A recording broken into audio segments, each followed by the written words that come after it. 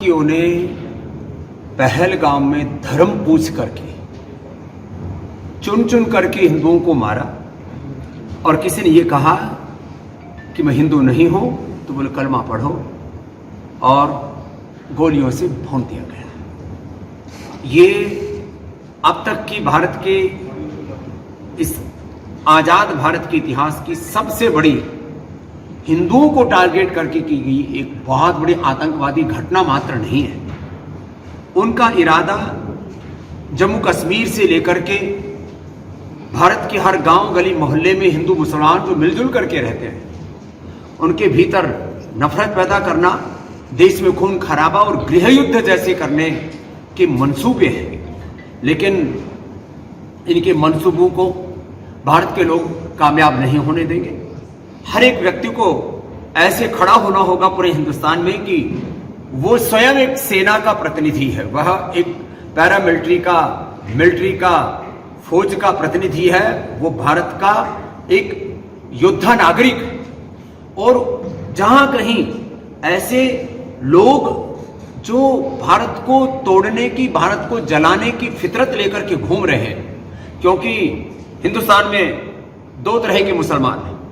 एक वो मुसलमान जो इस्लाम को, कुरान को और हिंदुस्तान को बराबर गौरव देता है, और कुछ ऐसे लोगों में कट्टरतावाद भर दिया गया है कि बस खून खराबा करो, घृणा पैदा करो, नफरत पैदा करो। और ये सारा चल रहा है मुख्य रूप से पाकिस्तान से। भारत विरोधी ताकतें पूरी फंडिंग कर रही है और पाकिस्तान के पास इतना बूता नहीं है कि वो हजारों या लाखों करोड़ रुपए के एक पूरे अभियान को चला सके, जिसमें उनको आधुनिक हथियार देना, आतंकवादियों के ट्रेनिंग सेंटर चलाना। मुझे तो हाथ जोड़ करके एक प्रार्थना करनी है भारत सरकार से कि अब पीओके उसका विलय भारत में कर लेना चाहिए और जितने आतंकवादी वहां कैंप चल रहे हैं टारगेट करके उनको ध्वस्त करना चाहिए। बलूच लोगों के ऊपर जिस तरह से पाकिस्तान की आर्मी, वहां के पॉलिटिशियंस और वहां के आतंकवादी जुल्म जाती करते, बलूचों के साथ खड़ा होना चाहिए और एक बलूचिस्तान को एक स्वतंत्र राष्ट्र के रूप में अस्तित्व में लाने के लिए पूरी ताकत झोंक देनी चाहिए। इसी तरह से वहां पर केपी में भी जो खैबर पख्तून वहां पर एक संघर्ष कर रहे हैं, एक दरिद्र देश है, लेकिन उसके पीछे हमारे जितने भी दुश्मन देश हैं, इसमें मैं किसी का नाम नहीं लेना चाहता, लेकिन सबको पता है भारत के दुश्मन देशों ने चारों तरफ से भारत के ऊपर एक बुरी निगाह जो रखी हुई है। अब उस बुरी नजर को हमें हटाना ही पड़ेगा और कोई रास्ता दिखता है नहीं। हमने हजारों सालों से इन विदेशी आक्रांताओं का जुल्म देखा है, सहा है। एक वक्त वो था जब बाबर जैसे आक्रांता आए थे, उससे पहले महमूद गोरी, गजनवी जैसे, नादिर शाह जैसे, अहमद शाह अब्दाली जैसे कैसे कैसे लोगों ने आकर के क्रूरताएं की हैं। मैंने कहा जो कट्टर इस्लामिक उन्माद है वह बड़ा खतरनाक है। एक वो है जो मानते हैं कि हमारे पूर्वज एक, हमारी संस्कृति एक, हमारी प्रकृति एक, हमारा डीएनए एक है, वो हिंदुस्तान में मिलजुल करके रह रहे हैं। लेकिन जिनके दिलों में जहर घोल दिया गया और उन कट्टर इस्लामिक झंडा लेकर के चलने वाले लोगों ने तो पूरी दुनिया में करीब 10 करोड़ लोगों को का कत्लेआम किया, पर पलने नहीं देना है। और हिंदुस्तान में कम से कम हम हिंदुओं को, मुसलमानों को, सिखों को, जैनों को, ईसाइयों को, ब्राह्मणों को, क्षत्रियों को, आदिवासियों को, वनवासियों को, ओबीसी को, सारे भारतवासियों को मिलजुल करके जो रहना है उसमें किसी की बुरी नजर ना लगे।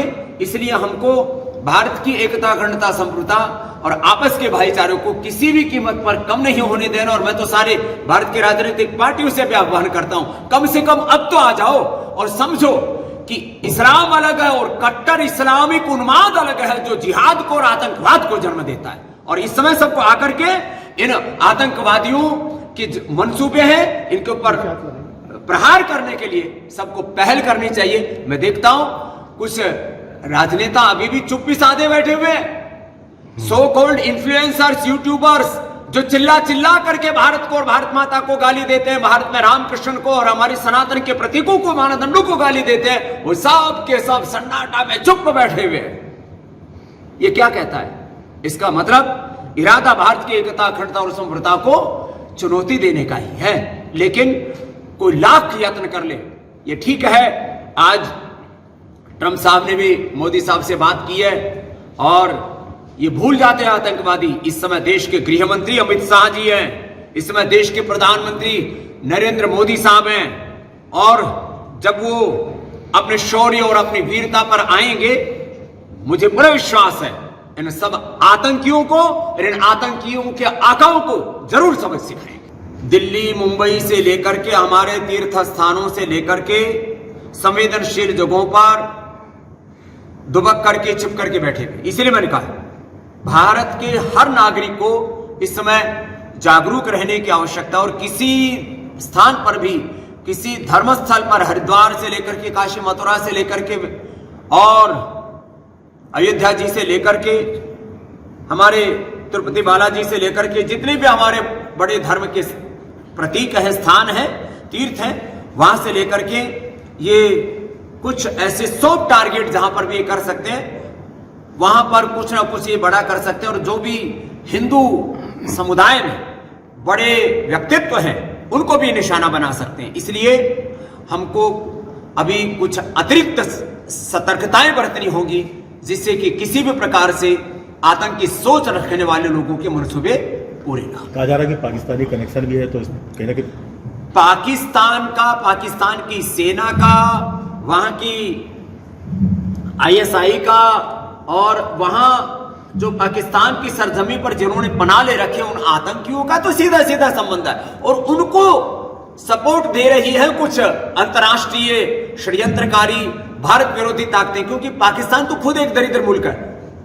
लेकिन पाकिस्तान और पाकिस्तान के साथ साथ जितनी भी भारत विरोधी ताकतें हैं, अब उनको जवाब देने का सही वक्त है।